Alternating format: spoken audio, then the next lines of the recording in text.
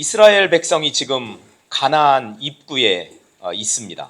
하나님이 아브라함에게 약속하셨고 그의 아들 이삭에게 다시 그 약속을 갱신하셨고 또 그의 아들 야곱에게 또 갱신하셨던 그 땅, 약속의 땅, 가나안 땅을 바로 눈앞에 두고 있습니다. 이 입구에서 이스라엘이 이제 어떻게 하느냐, 무엇을 하느냐, 이런 것이 무척 중요하겠죠. 앞으로 그들이 살아가는 그 가나안에서의 삶에서, 그들의 인생에서, 그들 인생 전체에서 이 가나안 입구에서 떼는 그 한 걸음 한 걸음이 무척 중요하다라는 것입니다. 이 여호수아 1장 첫 부분의 말씀은 애굽의 학대, 그리고 출애굽을 통해서 인도하신 그 하나님의 역사, 그리고 40년 동안 광야길을 걷게 하셨던 그 길고 지루한 이 여행의 배경을 이해할 때 비로소 정확하게 우리가 파악할 수가 있게 되는 겁니다.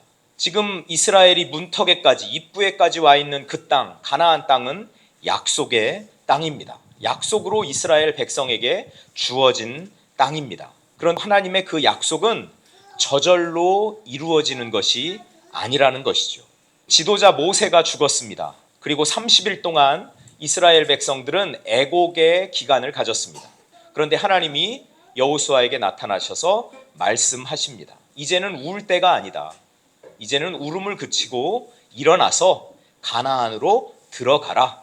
요단강을 건너가라. 그리고 내가 약속해준 그 가나안 땅을 차지하라 라고 이렇게 말씀하고 계시는 거죠. 그 가나안 땅을 얻는 길은 전쟁을 치러야 됩니다. 전쟁 속으로 들어가는 것입니다. 그런데 이 전쟁이 누구의 전쟁입니까? 여호수아의 전쟁입니까? 아니면 이스라엘 백성의 전쟁입니까? 아닙니다. 앞으로 치르게 될 이 전쟁, 즉 가나안 땅을 얻게 되고 그 가나안 땅을 통해서 기업을 받게 될 이 이스라엘이 걸어가야 할 이 길은 여호와의 전쟁이라는 것입니다. 그래서 하나님은 출애굽한 이스라엘 백성을 여호와의 군대다라고 그렇게 출애굽기 12장 41절에서 말씀하고 계신 거죠. 여호와의 군대가 만들어졌습니다. 그리고 이제 그 군대가 행진해서 가나안 땅에 들어가서 치열한 전쟁을 통해서 이 가나안 땅을 차지하게 될 것입니다. 그런데 이 여호와의 전쟁은 저절로 되는 것이 아니라 하나님의 명령에 순종하고 하나님께서 도와주셔야만 가능한 길이라는 거죠.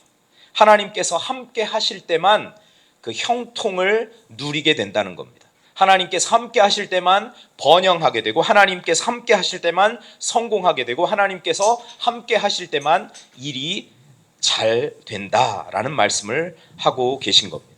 여러분, 우리는 가끔 살다 보면서 그런 푸념을 할 때가 있지 않습니까? 왜 이렇게 하는 일마다 안 되지?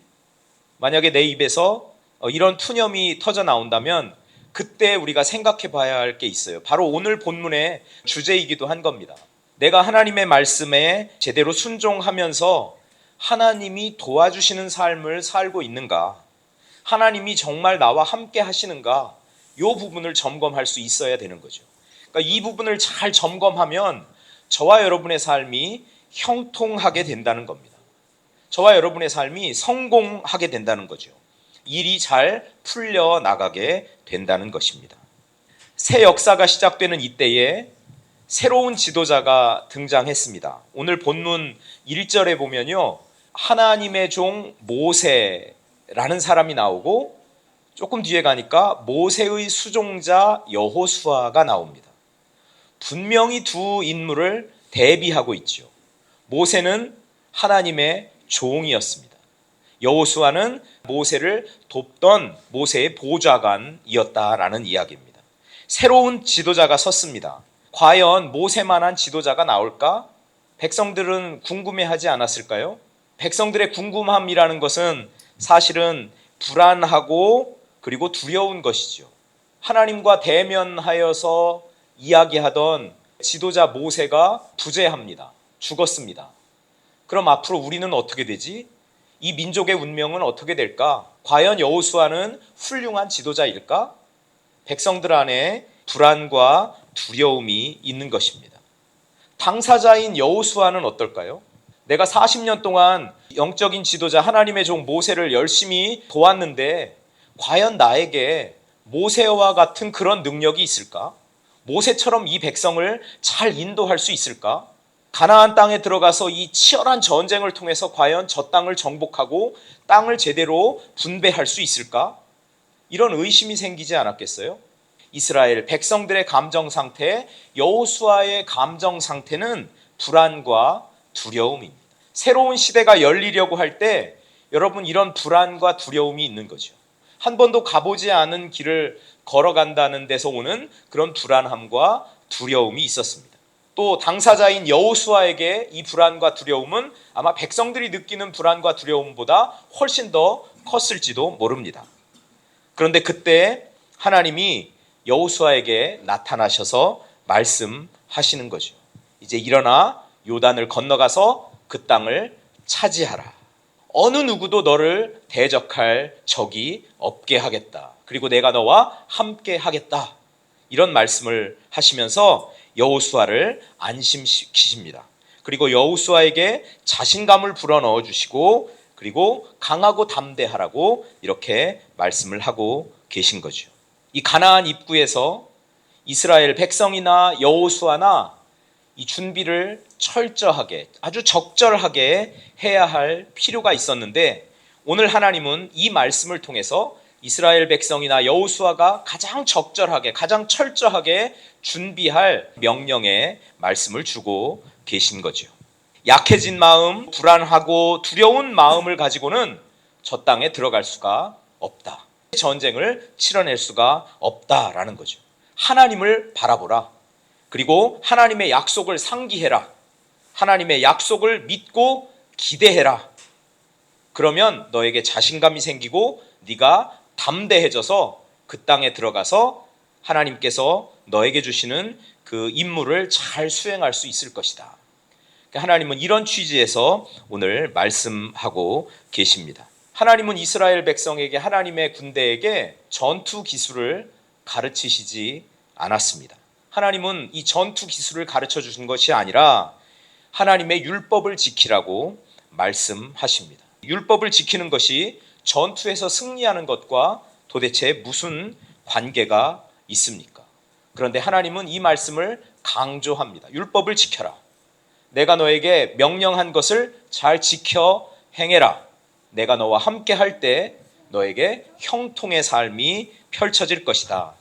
율법을 잘 지키느냐의 여부가 너의 형통을 결정하는 측정하는 기준이 될 것이다. 하나님은 이렇게 말씀하고 계십니다. 본문 말씀은 지도자인 여호수아에게 주시는 하나님의 말씀입니다. 두려워하고 불안에 떨고 있는 여호수아를 안심시켜주는 하나님의 말씀인데 이 지도자 먼저 마음 관리를 잘 해야 된다는 이야기죠. 지도자 먼저 그의 생각을 잘 관리해야 된다는 겁니다. 그의 언어와 그의 행동을 관리하고 스스로 잘 지켜내야 된다는 말씀을 하고 있는 겁니다. 강하고 담대하기 위해서는 여러분 요 네 가지 요소가 필요하거든요. 마음을 잘 관리하는 것, 생각을 잘 관리하는 것, 그리고 언어를 관리하는 것, 그리고 행동을 관리하는 것입니다. 그리고 그 핵심에는 하나님의 말씀이 있습니다. 요 네 가지가 총체적으로 잘 관리가 돼야 형통한 삶을 살게 된다라는 이야기를 하는 거죠. 무게감 있는 마음과 생각, 그러니까 중심이 잘 잡힌 마음과 생각이 됐을 때 좌로나 우로나 치우치지 않게 되는 거거든요. 근데 이 마음이 너무 가벼워요. 생각이 너무 가벼워요. 마음과 생각이 다른 사람의 말 한마디에 쉽게 요동쳐요. 이러면 여러분 인생이 참 곤고한 겁니다. 언어와 행동으로 그 경박함이 그냥 나오게 되는 거잖아요. 그 가벼움이 나오게 되는 거잖아요. 그래서 하나님은 여호수아에게 강하고 담대하라. 강한 마음을 가져라. 담대한 마음을 가져라. 좀 무게감 있는 마음을 가져라.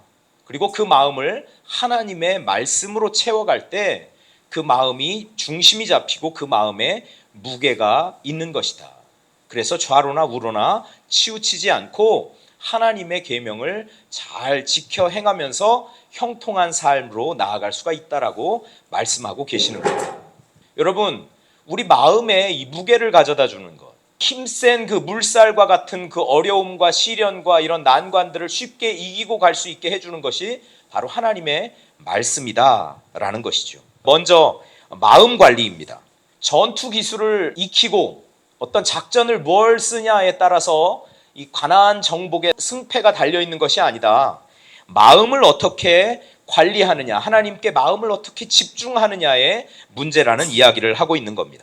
이스라엘 백성이나 여호수아가 느끼고 있는 그런 불안함과 두려움, 그거 이외에도 자극, 상처, 그리고 불행, 불편, 답답함, 이런 감정적인 부분들이 우리 마음에서 일어나는데, 그런 것들이 제대로 관리가 되지 않으면 가나안 정복을 비롯해서 우리 삶의 모든 어려움들을 우리가 뚫고 나갈 수가 없는 것이죠. 그래서 이 감정적인 부분을 잘 다스려 나갈 수 있어야 된다. 특히 신앙생활을 하면서 그 충동적인 생각들이 막 올라올 때 있잖아요. 마음에서 그 충동이 일어납니다. 격정이 일어납니다. 격하게 되죠. 이런 것들이 통제가 되지 않을 때, 우리 안에 있는 이런 악한 것들이 통제가 되지 않고 흘러나오게 되면 삶에서 잡음들이 많이 생기게 되는 거죠. 관계가 깨지고요. 삶 자체가 어려워지게 되는 겁니다. 모든 악한 것들이 우리 속에서 나와서 사람을 더럽게 한다고 예수님이 말씀하셨습니다. 그래서 이 속에서 올라오는 이런 악한 것들을 우리가 잘 통제하고 제어할 수 있어야 된다는 거죠. 잠언 4장 23절에도 모든 지킬 만한 것 중에서 더욱 내 마음을 지켜라. 생명의 근원이 이에서 남이니라. 우리 마음을 제대로 지키지 못하면 여러분, 우리가 생명의 길을 걸어가지 못하게 된다는 거예요. 그래서 마음을 잘 관리해야 된다. 하나님께 집중하는 것이 중요합니다. 두 번째는 우리 생각을 관리해야 된다는 거예요. 내 생각을 통제하는 그런 사고 훈련을 해야 됩니다. 저와 여러분의 삶을 어떤 생각이 이끌어가고 있습니까? 나는 하루하루를 어떤 생각을 하면서 살고 있습니까? 이런 것들을 점검해야 되는 거죠. 내 안에서 올라오는 부정적인 생각들이 있습니다. 부정적인 생각을 긍정적인 생각으로 바꿀 필요가 있는 거죠. 이건 훈련을 통해서 되는 일입니다. 비관적인 생각을 하는 사람들이 있어요. 다 안 된대요. 낙관적인 생각으로 바꿔갈 필요가 있는 겁니다. 그리고 온통 세상적인 생각을 먼저 떠올리고 그 생각을 따라가는 일들이 있는데, 그때도 성경적인 생각을 하고 영적인 생각을 할 필요가 있는 거죠. 우리의 생각을 통제하는 이런 훈련, 사고 훈련을 해야 된다라는 겁니다. 제가 어렸을 때요, 텔레비전을 보면 보통 한 4시, 5시에 프로그램이 시작하거든요. 그러면 시작하기 한 15분, 20분 전에 삐 하면서 화면이 나와요. 삐 화면이라는 게 있었어요. 그리고 알록달록한 이런 색깔이 나와 있고 뭐 음악이 나오고 뭐 그랬습니다. 이 화면 조정 시간이라는 것을 거쳐갔습니다. 이 화면 조정 시간을 통해서 TV 이 수상기가 전파와 신호를 제대로 받는지 뭐 이런 것들을 점검하는 그런 시간이거든요. 그러니까 방송국에서는 뭐 제대로 보내고 있는지 이런 것들을 점검하는 화면 조정 시간이라는 것이 있었습니다. 우리에게는 무엇이 필요한가요? 생각을 조정하는 시간이 필요한 겁니다. 아침에 일어나서 딱 떠오르는 그 생각이 여러분 비관적이다, 부정적이다, 세상적이다. 그러면 여러분 이 화면 조정 시간을 거쳐서 이제 제대로 된 프로그램을 볼 수 있는 것처럼 우리의 생각을 조정하는 시간을 가져야 되는 거예요. 그래서 부정적인 생각이 떠올랐다면 그것을 긍정적인 생각으로, 또 비관적인 생각이 떠올랐다면 낙관적인 생각으로, 세상적인 생각이 떠올랐다면 그것을 성경적인 생각, 영적인 생각으로 바꾸고 그 하루를 시작할 수 있어야 된다라는 겁니다. 이 화면 조정 시간을 통해서 이상한 신호를 바른 신호로 바꿔주고 그런 신호와 영상이 잘 수신이 되도록 했던 것처럼 우리가 이 생각을 조정하는 시간을 통해서 하나님이 우리의 생각을 바꿔놓으시는 거죠. 우리의 생각을 리모델링 하시는 거죠. 아침에 일어나서 그 떠오른 생각이 긍정적이고 그리고 낙관적이고 성경적이고 영적이라면 하나님이 그 생각을 밀고 나갈 수 있는 힘을 우리에게 주실 거예요. 그래, 오늘 이 생각 가지고 살아라. 그런데 그게 부정적이고 비관적이고 세상적이라면 하나님은 이 생각 조정 시간을 통해서 그걸 고치라고, 바꾸라고 우리에게 말씀하시는 거죠. 어떤 생각이 저와 여러분의 삶을 이끌어가고 있습니까? 어떤 생각이 저와 여러분의 하루를 주장하고 있습니까? 이런 것을 잘 바꿔가시는 저와 여러분이 되기를 축복합니다. 하나님은 저와 여러분이 긍정적인 생각, 낙관적인 생각, 그리고 성경적이고 영적인 생각을 품고 그 생각을 따라 살아가기를 원하신다는 사실이죠. 우리의 생각을 통제하는 이 사고 훈련을 최선을 다해서 하는 저와 여러분이 되기를 축복합니다. 세 번째가 입술 관리입니다. 입술 관리라고 그러니까 뭐 립스틱을 잘 발라야 된다 이런 차원이 아니죠. 우리 말, 우리의 언어 습관, 언어 생활에 관리가 필요하다라는 거예요. 오늘 8절 말씀해 보니까요. 율법책을 내 입에서 떠나지 말게 하며 이렇게 나와 있죠. 여러분, 우리의 입술은 하나님을 증거하고 하나님을 찬양하기 위한 도구입니다. 하나님이 우리를 그렇게 지어주셨습니다. 그리고 예수 그리스도를 통해서 구원의 놀라운 일을 이루셨죠. 베드로전서 2장 9절 10절 말씀해 보면 너희는 왕 같은 백성이요 뭐 제사장 나라요 뭐 이런 좋은 이야기를 많이 하면서 우리를 어두운 데서 불러내어 그의 기이한 빛에 들어가게 하신 우리 하나님의 아름다운 덕을 선전하게 하려 하심이라. 하나님이 우리에게 입을 주신 것은, 우리에게 언어를 주신 것은 이 하나님의 아름다운 덕을 선전하라고, 증거하라고, 하나님을 찬양하라고 주신 것이죠. 그런데 그 입으로 우리는 때때로 하나님을 찬양하기도 하지만 때때로는 저주하기도 하고, 때때로는 하나님께 영광을 돌리기도 하지만 때때로는 내 주변 사람들을 모함하고 저주하고 악한 말을 하는데도, 그리고 험담하고 하는 그런 일에도 이 입을, 우리의 언어를 사용한다는 사실입니다. 여러분, 이게 얼마나 비참한 일입니까? 말은 우리의 인격이거든요. 신앙인으로서 우리의 언어도 우리의 신앙 인격입니다. 말은, 언어는 생각의 집이라고 표현하기도 합니다. 내가 무슨 마음을 품고 무슨 생각을 하느냐가 우리의 말로, 언어로 나오게 되어 있습니다. 우리가 하나님의 형상대로 지음받았으니 우리의 언어, 우리의 말을 잘 관리하면서 사시기를 축복합니다.